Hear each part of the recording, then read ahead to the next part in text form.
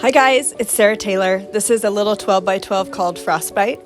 And what I'm doing is preparing for a collaboration that I'm doing with Dwight Myers, with Dwight Pours. And so I'm really trying to familiarize myself with his technique and what he's doing. And so kind of the concept is going to be that I'm going to be the inspiration for the color palette. And then I'm using him as an inspiration for sort of the cells that he's creating along with kind of a negative space composition. So we both kind of stem from a similar place when it comes to doing these puddle pours. And it was a really great natural progression that we decided to work together. So that should be coming out in, a couple weeks.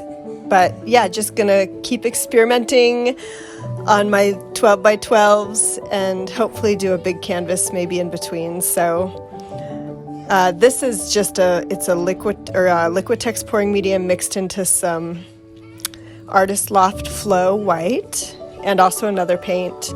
And then I'm using a mixture of Prussian blue and Payne's gray as my color for this monochromatic pour. And I thought it kind of looked cold and wintry, so I named it Frostbite. Have a beautiful, beautiful day. Please subscribe so you can see what's coming. And we will talk to you really, really soon. Okay, bye.